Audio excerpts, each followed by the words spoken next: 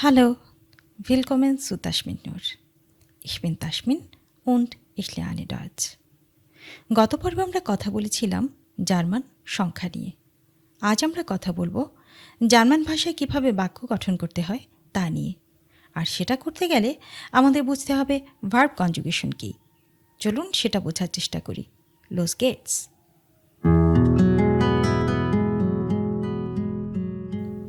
প্রথমে বুঝি verb conjugation আসলে কি। সহজভাবে বললে ভার্ব কনজুগেশন মানে হলো সাবজেক্ট অনুযায়ী ভার্বের রূপ পরিবর্তন করা। যেমন বাংলায় আমরা বলি আমি যাই, তুমি যাও, সে যাও। এখানে মূল ভার্বটা হলো যাওয়া এবং এই যাওয়া ভার্বটাই আমি, তুমি, সে সাবজেক্ট অনুযায়ী বদলে যাচ্ছে।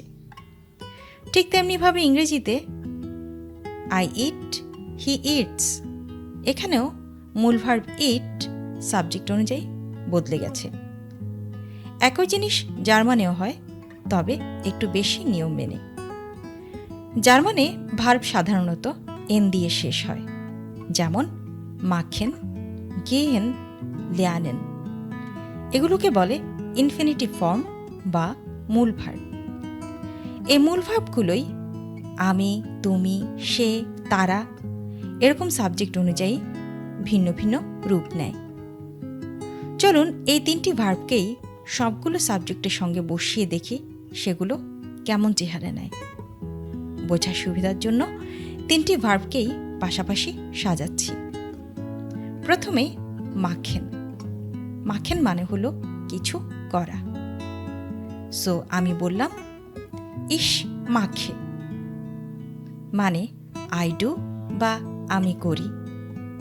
ডু মাখস্ট, ইউ ডু বা তুমি করো। sie es macht, he, she অথবা ইট ডাজ, মানে সে অথবা ইহা করে। এখানে এয়া হলো হি মানে পুরুষবাচক, জি হলো শি মানে নারীবাচক এবং এস হলো ইট। এই তিনটির ভার্ব কনজুগেশন একই রকম হয়, তাই মনে রাখার জন্য একসাথে লেখাটা গুরুত্বপূর্ণ। এবার আসা যাক প্লুরাল, মানে সাবজেক্ট একের অধিক হলে কি হয়।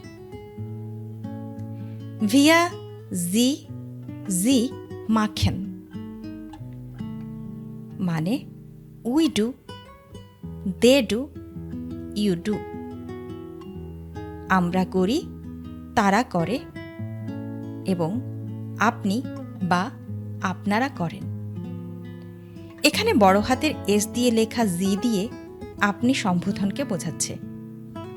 বাংলার মতো জার্মানেও তুমি এবং আপনির ব্যবহার রয়েছে। কখন তুমি এবং কখন আপনি বলতে হবে আশা করি সেটা বাঙালিদেরকে বুঝিয়ে বলার দরকার নেই, কারণ সেটা ঠিক বাংলারই মতন।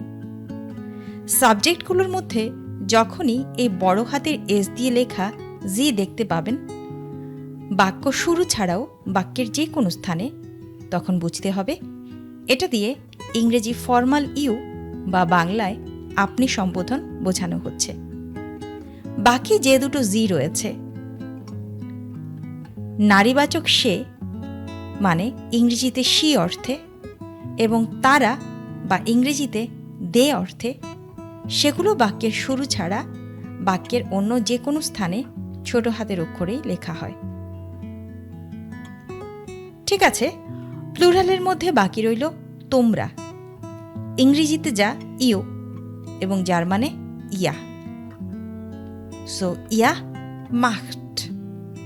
এটার কনজুগেশন দেখতেই পাচ্ছেন ঠিক এয়াজি এস এর সঙ্গে যেমনটা হয়েছিল তেমনই। এবার গেহেনকে কনজুগেট করি। গেহেন মানে যাওয়া। বরাবরের মতো ইশ গেহে, ডু গেস্ট, sie es geht, wir sie gehen, ihr geht। এবার লেয়ানেনকে কনজুগেট করি। ইশ লেয়ানে, do লেয়ানস্ট, sie es lernt, wir, sie, sie lernen, ihr lernt। এই তিনটি ভার্বের কনজুগেশন থেকে আমরা একটা প্যাটার্ন পাচ্ছি। আমরা যদি মূল ভার্ব মানে ইনফিনিটিভ ফর্ম থেকে এনটা সরিয়ে নিই, তাহলে দেখতে পাচ্ছি প্রত্যেকটি ক্ষেত্রেই ইশ সাবজেক্টের সঙ্গে একটা ই যোগ হচ্ছে, ডু সাবজেক্টের সঙ্গে এস টি যোগ হচ্ছে, এআজি এস এই তিনটি সাবজেক্টের সঙ্গে শুধু একটা টি যোগ হচ্ছে, ইয়াহ এর সঙ্গে এআজি এস এর অনুরূপ হচ্ছে এবং বাকিগুলোতে ইনফিনিটিভ ফর্ম হুবহু বসে যাচ্ছে। এখন পর্দায় দেখানো ভার্ব দুটিকে একই নিয়মে নিজে কনজুগেট করুন, এমন কমেন্ট বক্সে আপনার উত্তর লিখুন যাতে আমি চেক করে দিতে পারি।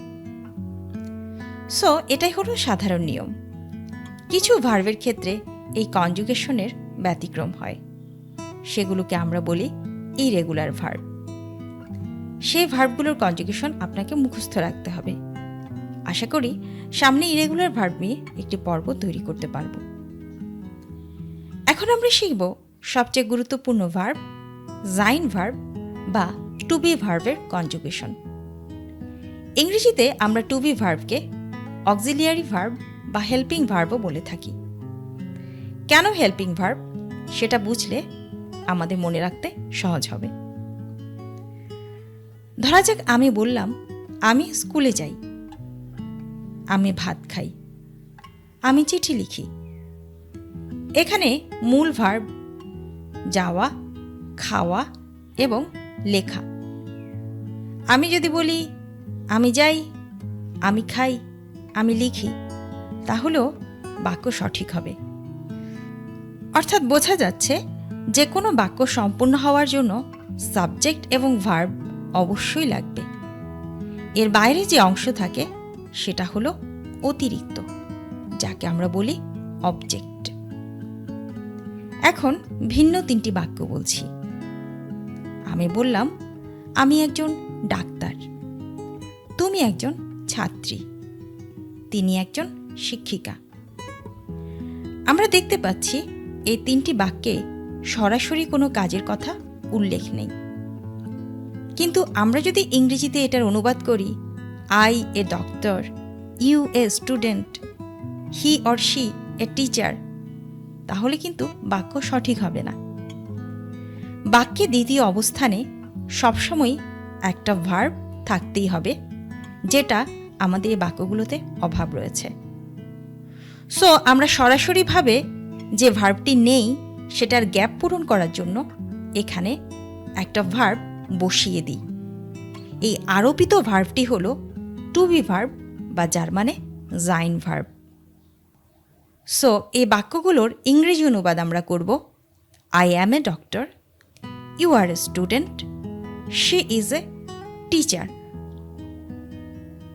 এখানে আমরা ভার্ব হিসেবে আয়ের সঙ্গে অ্যাম, ইউ এর সঙ্গে আর এবং শি এর সঙ্গে এস নিয়ে এসেছি।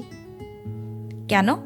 আমি আবার বলছি, কারণ এখানে সরাসরিভাবে কোনো কাজের কথা বলা ছিল না, কিন্তু দ্বিতীয় অবস্থানে আমাদের একটা ভার্ব লাগবেই, আর সেজন্য এই ভার্বগুলোকে আমরা আরোপ করেছি। এই যে মূল ভার্ব না থাকার গ্যাপ পুষিয়ে দিয়ে এই ভার্বগুলো আমাদের বাক্য গঠনে সাহায্য করছে, সেজন্যই আমরা সেগুলোকে বলছি হেল্পিং ভার্ব। যাই হোক, এখানে কিছুটা ইংরেজি গ্রামারের ক্লাসও হয়ে গেল। তো এই কনজুগেশন জার্মানের ক্ষেত্রে কেমন হয় সেটা দেখে নিই। মনে রাখতে হবে জাইন ভার্বগুলো ইরেগুলার ভার্ব, তাই এগুলোর কনজুগেশন অবশ্যই ইংরেজির মতোই মুখস্থ রাখতে হবে। জার্মান কনজুগেশন ইশ বিন, আমি হই আই অ্যাম। ডু বিস্ট, তুমি হও ইউ আর। অ্যাজি এস ইস্ট, সে অথবা ইহা হয়। আগে বলেছি এয়া হি, জি শি এবং এস ইট। আমরা এই তিনটি সাবজেক্টকে একসাথে লিখেছি কারণ এদের কনজুগেশন একই। Wir sind আমরা হই, we are. Ihr seid তোমরা হও, you are. Sie এবং sie sind তারা অথবা আপনি অথবা আপনারা হন, they are অথবা you are. লক্ষ্য করুন, আবার বলছি, এখানে বড় হাতের এস দিয়ে যে জিটা লিখেছি এটা দিয়ে সম্মানসূচক ইউ বা বাংলায় আপনি সম্বোধনকে বোঝায়। ইংরেজিতে যেমন তুমি, আপনি সবকিছুই ইউ, জার্মানে তেমন নয়। জার্মানে বাংলার মতো তুমি এবং আপনির পার্থক্য রয়েছে। আপনি যখন কাউকে আপনি সম্বোধন করবেন তার জন্য জি বলতে হবে এবং সেটা সবসময় বড় হাতের এস দিয়ে লিখতে হবে, সেটা বাক্যের যেখানেই থাকুক না কেন। তাহলে আমি একজন ডাক্তার, তুমি একজন ছাত্র এবং তিনি একজন শিক্ষক অথবা শিক্ষিকা, এর জার্মান অনুবাদ কি হবে? Ich bin Arzt আমি একজন ডাক্তার। Du bist Student তুমি একজন ছাত্র। এখানে যদি আমি বলতে চাই তুমি একজন ছাত্রী, তাহলে বলবো Du bist Studentin। তিনি একজন শিক্ষক অথবা শিক্ষিকা। Er ist Lehrer Sie ist Lehrerin। পুরুষবাচকের জন্য Lehrer এবং স্ত্রীবাচকের জন্য Lehrerin। এখানে আমি একটি টেবিলে কিছু শব্দ এলোমেলো করে দিয়ে দিচ্ছি। সাবজেক্ট অনুযায়ী ভার্বগুলোকে কনজুগেট করে এবং আরেকটি শব্দ মিলিয়ে বাক্য তৈরি করুন। কমেন্ট বক্সে আপনার উত্তর লিখুন, যাতে আমি দেখতে পারি আপনি ভার্ব কনজুগেট করতে পেরেছেন কিনা। আজ এই পর্যন্তই। সবাই ভালো থাকুন, সুস্থ থাকুন। দেখা হবে আগামী ক্লাসে। Dankeschön, tschüss।